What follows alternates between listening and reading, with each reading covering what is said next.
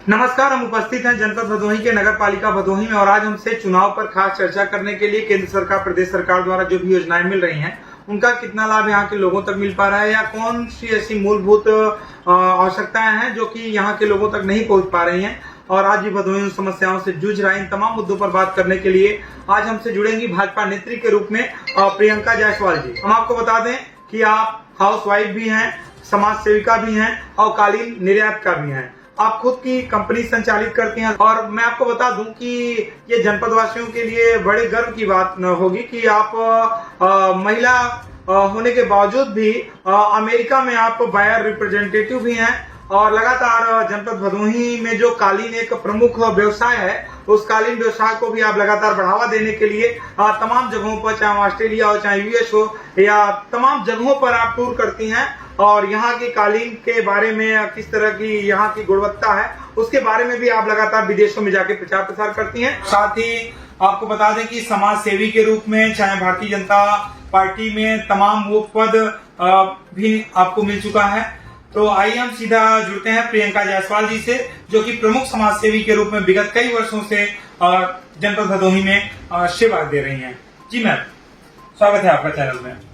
जी ma'am, क्या कहेंगे, जिस तरह से हमने आपका बायोडाटा देखा या जिस तरह से आपका एजुकेशन है, क्वालिफिकेशन है, आप कंप्यूटर से डिप्लोमा भी हैं, टेक्सटाइल से डिप्लोमा भी आपने किया है कालीन निर्यातक का, उसके बाद बायर रिप्रेजेंटेटिव हैं आप यूएस में, इतना बिजनेस को भी संभालना, उसके बाद समाज सेवी के रूप में अपनी एक अलग पहचान बनाना, भारतीय जनता पार्टी में भी आप कई पदों पर रह चुकी हैं। आप महिला जागरूक मंच संस्था की सदस्य भी हैं भदोही में, जिसमें कि लगभग हजारों महिलाओं का संगठन है। आप जायसवाल समाज महिला की नगर अध्यक्ष हैं भदोही की, व्यापार मंडल महिला नगर अध्यक्ष हैं। तो तमाम पंडित दीनदयाल उपाध्याय छात्र संघ चुनाव की प्रत्याशी भी आप रह चुकी हैं गोरखपुर से।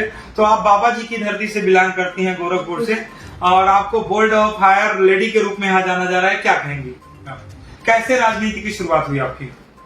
मेरी शुरुआत तो समझ लीजिए मेरे कॉलेज के दिनों से ही शुरू हुई, एक लीडरशिप में रहना और समाज में कुछ ना कुछ करते रहना। मतलब ठीक है, घर की जिम्मेदारियां और ये सब तो हर महिला को देखनी होती है, पर उसके बावजूद भी मेरा इंटरेस्ट पर्सनली था कि नहीं, मुझे समाज में करना है कुछ। और चूंकि शादी के बाद मुझे ये भदोही में ये कार्य करने का अवसर मिला, मौका मिला, और जब से मैं भदोही में आई हूँ 2015 से मेरी शादी हुई है, तब से मैं कई संस्थानों में एज अ सदस्य जाती रही हूँ। कई प्रोग्राम की लीडरशिप मैंने की है यहाँ पे और काफ़ी जगहों पे मेरा जुड़ाव रहा है, काफ़ी दलित बस्तियों में रहा है जिसकी फ़ोटो आपको कहीं नहीं मिलेगी, लेकिन हाँ रहा है, लोग जानते हैं, समाज जानता है। और जब महिला सीट आई पिछड़ा वर्ग बीजेपी से, तो मुझे लगा कि हाँ नहीं, मुझे भी प्रत्याशी बनना चाहिए, मेरी एबिलिटी है उतनी, बाकी जैसा डिसीजन हो सबका।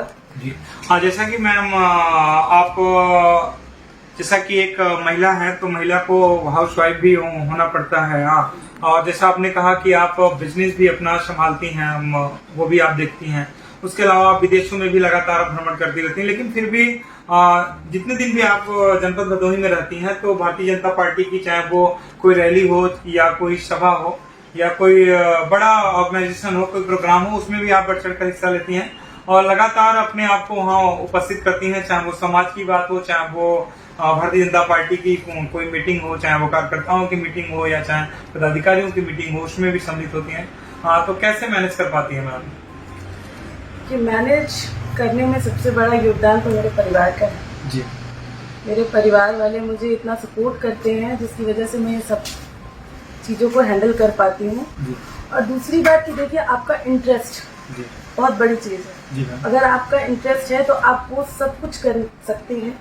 आपका इंटरेस्ट नहीं है, आप किसी के कहने में, किसी के बात पे अगर आपको करना है तो आप ज़रूर थोड़ा अपने आप को सोचेंगे कि कैसे इसको अच्छा चलिए नहीं करना। लेकिन अगर आपका इंटरेस्ट है ना तो आप अपना बेस्ट देंगे। आप चीज़ों का इंटरेस्ट अगर आपके अंदर है तो आप सब कुछ मैनेज कर सकते हैं। जैसा कि मैम कॉलेज लाइफों में होता है कि अगर कोई बच्चा अगर पढ़ने में अच्छा है तो और उसके जो दुश्मन होते हैं वो सोचते हैं कि काश इसका कैसे एग्जाम छूट जाए, ये पास ना हो पाए, आगे ना जा पाए।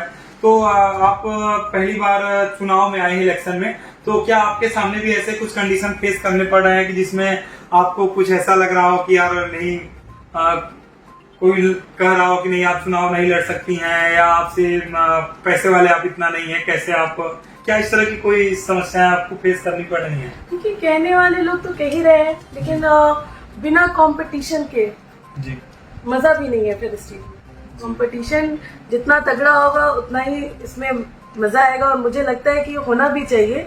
सभी प्रत्याशी अपनी जगह संपन्न हैं, सभी प्रत्याशियों को मेरी शुभकामनाएं भी हैं। जिसे भी टिकट मिलती है भारतीय जनता पार्टी से, उसका पूर्ण सपोर्ट रहेगा हमारी तरफ से। और रही बात की ये सारी चीजें, मैं बस एक छोटी सी बात कहना चाहती हूँ, ये मेरा पर्सनली पॉइंट ऑफ व्यू है कि पहले भदोही नगर के कुछ पुरुष सामने आए कि वो बहुत कार्य करता है, नगर की बहुत सेवा करते हैं, समाज में उन्होंने बहुत सेवा की है, उन्होंने दलितों की सेवा की है, कंबल बांटे, ये मतलब दुनिया भर की चीजें। अचानक से महिला सीट आती है, उन्हीं पुरुष की महिलाएं कर्मठ हो गई, वो कई सालों से जाने लगी हैं, वो कई सालों से कार्य करने लगी। ये सब बड़ा इंटरेस्टिंग चीज है। और सच पूछिए तो भाई मैं खुद बहुत उत्सुक हूँ कि भारतीय जनता पार्टी इसको प्रतिनिधि चुनती है। तो काफी सारे पॉइंट है। भदोही नगर के वासी जो है काफी समझदार हैं और इसमें कोई दो राय नहीं है। और रही बात की सरकार ने तो काफी सारी स्कीम, कई स्कीम तो ऐसी हैं जिनके बारे में जनता को पता ही नहीं। तो ये कार्य तो देखिए जो अध्यक्ष है, जो कार्यकर्ता उनका है, और यही कहते हैं ना एक लीडरशिप होना। अगर आपकी लीडरशिप में ये सारी चीजें हो रही हैं तो जरूर बेशक सबको पता रहेगा। जब आपको ही नहीं पता है तो जनता को क्या पता होगा। सबसे बड़ी बात तो ये है।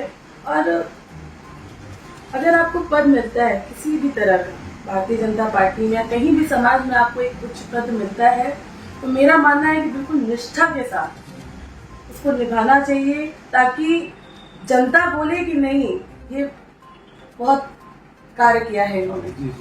ये जनता बोले, आप खड़े होकर मत बोलिए कि मैंने ये कर दिया, मैंने वो कर दिया, मैंने नहीं नहीं नहीं, ये जनता बोले आपके लिए, वो समझिए कि आपने कार्य किया है और आप सक्षम हैं इस चीज के लिए। तो प्रमुख रूप से मैम आप नगर पालिका भदोही में किस तरह की कमियां देख रही हैं, और जिस तरह से पार्टी आप पे विश्वास दिखा रही है, लगातार आप पार्टी में जिस तरह से समर्पित रूप से कार्य कर रही हैं विगत कई वर्षों से, लोगों का समर्थन भी आपके साथ है, तो अगर आप यहाँ से चेयरमैन बनती हैं तो आपकी प्राथमिकताएं क्या होंगी, आपके क्या मास्टर प्लान होंगे नगर पालिका भदोही को सुंदर, स्वच्छ और विकास के नए आयाम तक पहुंचाने को लेकर? देखिए, पहली बात तो ये मैं कहूंगी कि मैं प्रत्याशी के रूप में चेयरमैन बनती हूँ नहीं बनती हूँ ये बात की बात है, पर मैं भदोही की जनता से कहूंगी कि नगर पालिका से डस्टबिन लग सकता है, चेयरमैन डस्टबिन लगवा सकता है, पर चेयरमैन आपके हाथों से कूड़ा डाल के उसमें नहीं फेंकवा सकता। ये हमारी भदोही की जनता को तय करना है, जागरूक होना है इस चीज के लिए। सरकार भारत को स्वच्छ नहीं बनाएगी, स्वच्छ आप लोगों को बनाना है और ये कार्य आप लोग को करना है। हम बस उसको निर्देश दे सकते हैं कि ये आपके लिए व्यवस्था की गई, आप ये करिए, पर ये चीजें आपके अंदर होनी चाहिए, ये आपको करना है। तो काफी सारी चीजें हैं जिसके लिए प्लानिंग की जाएगी। बिना प्लानिंग के, बिना किसी भी कार्य को करने के लिए पहले प्लानिंग करनी होती है, सिस्टम कैसे किया जाए। भदोही की जनता ऐसे तो नहीं आपके कार्य को समझ जाएगी, या जाना पड़ेगा, उन्हें बताना पड़ेगा। तो ये सारी चीजें हैं, कई सारी चीजें हैं दिमाग में कि क्या कमियां रही हैं बीते वर्षों में, क्या सुधार कर सकते हैं हम, क्या परेशानियां जनता को हैं एक्चुअल में।